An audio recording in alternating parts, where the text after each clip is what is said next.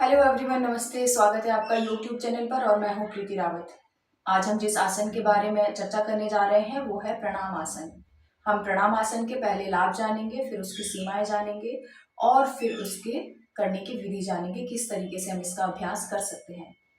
तो प्रणाम आसन के लाभ की अगर मैं बात करूं तो प्रणाम आसन जो होता है वो हमारे सिर की तरफ हमारे रक्त का संचार करने में बहुत ही फायदेमंद आसन माना गया है। जो लोग शीर्ष आसन नहीं कर पाते हैं उन लोगों के लिए ये बहुत ही फायदेमंद आसन माना गया है, क्योंकि जो लाभ आपको शीर्ष आसन में मिलते हैं, प्रणाम आसन का रोज अभ्यास करने से आपको वही लाभ प्राप्त होना शुरू हो जाते हैं। तो अब शीर्ष आसन से जो लाभ मिल रहे होंगे तो अब आप समझ रहे होंगे थोड़ा बहुत कि इस आसन से हमें और क्या क्या चीजें मिल सकती है।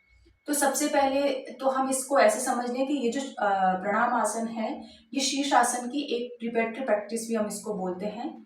इसका जब शीर्ष आसन को हम करते हैं तो उससे पहले हम इसकी प्री प्रैक्टिस करते हैं प्रणाम आसन की, क्योंकि ये क्या करता है कि हमारे जो ब्लड सर्कुलेशन है उसको टुवर्ड्स ब्रेन लेके जाता है, सिर की तरफ लेकर जाता है, अतिरिक्त रक्त संचार बढ़ाता है। और इससे क्या होता है, इसके अलावा अतिरिक्त रक्त संचार तो बढ़ाता ही है, प्लस हमारा जो शरीर का भार है उसके लिए तैयार करता है, हमारी गर्दन को तैयार करता है वो भार लेने के लिए, क्योंकि शीर्षासन में आप पूरा भार अपनी गर्दन पर उठाते हैं, पूरे सिर के ऊपर आप खड़े हो जाते हैं। तो ये तैयार करता है आपको, अतिरिक्त रक्त संचार आपके सिर की तरफ जाए उसके लिए तैयार करता है, और आपके शरीर का पूरा भार आप उठा सके उसके लिए भी आपको प्रणाम आसन तैयार करता है। इसके अलावा अगर मैं और डिजीज की बात करूं तो अस्थमा, जिनको अस्थमा का इशू है उनके लिए प्रणाम आसन बहुत ही सुंदर आसन है, क्योंकि ये जो लंग्स में या जो हमारे विंड पाइप में जो कफ जमा हो जाता है उस कफ को बाहर निकालने में ये बहुत मदद करता है। तो जो जिनको अस्थमेटिक इशू है उन लोगों के लिए आसन बहुत ही फायदेमंद है। अब हम लिमिटेशंस की बात करते हैं। तो जिन लोगों को उच्च रक्तचाप होता है वो लोग इस आसन को अवॉइड करेंगे, जिनको गर्दन में बहुत ज़्यादा दर्द है वो भी इस आसन को अवॉइड करेंगे, और जिनको हार्ट से संबंधित इश्यूज हैं वो लोग भी इस आसन को अवॉइड करेंगे। अब हम जानते हैं प्रणाम आसन करने की विधि। तो सबसे पहले हम क्या करेंगे, वज्रासन की स्थिति में आएंगे। ठीक है, वज्रासन से मार्जरी आसन में जाएंगे। ये मैं आपको सबसे इजी टेक्निक बता रही हूँ और बहुत ही आसान आसन है।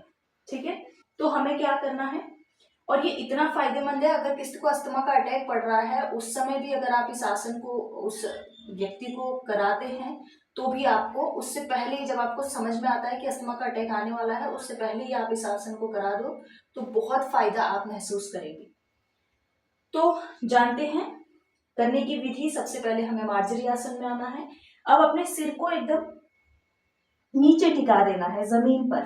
ठीक है, और हर बार आपको क्या करना है, अपने एकदम ऊपर सहस्त्रार पे दबाव बनाने की कोशिश करनी है। अब दोनों हाथों को कहाँ लेकर जाना है, अपनी पिंडलियों के पास, काफ मसल्स जो होती है काफ्स के पास लेकर जाना है, और दोनों हाथों से अपनी काफ्स को जोर से पकड़ के रखना है और अपने सिर को जमीन पर ही लगाने की कोशिश करनी है। यहाँ पर आपकी श्वास प्रश्वास जो होगी वो सामान्य रहेगी। आपको यहाँ पर ऐसे भी महसूस होगा कि आपका जालंधर बंद लग रहा है, आपकी जो चिन है, जो ठुड्डी है वो कंठकूप से चिपक जाएगी, ऐसा आपको महसूस होगा, लेकिन बहुत ज्यादा जालंधर बंद नहीं लगता है। ठीक है, तो इस तरीके से आप इस आसन को करेंगे।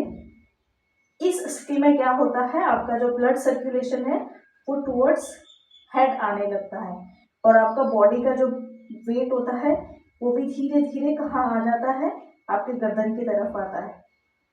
तो ये आसन आप 1 से 2 मिनट तक कर सकते हैं। इनिशियली आप इस आसन को 30 सेकंड तक करें और फिर धीरे धीरे इस आसन की अवधि आप बढ़ा सकते हैं। धीरे से दोनों हाथों को सिर के पास लाकर सामान्य स्थिति में, वज्रासन की स्थिति में आ सकते हैं। कुछ देर रिलैक्स करेंगे आंखों को बंद करके और फिर वापस आ जाएंगे। तो ये था हमारा प्रणाम आसन। मिलेंगे नेक्स्ट वीडियो में किसी नेक्स्ट आसन के साथ। तब तक आप सभी लोग अपना ध्यान रखें, खुश रहें, स्वस्थ रहें, मस्त रहें। धन्यवाद।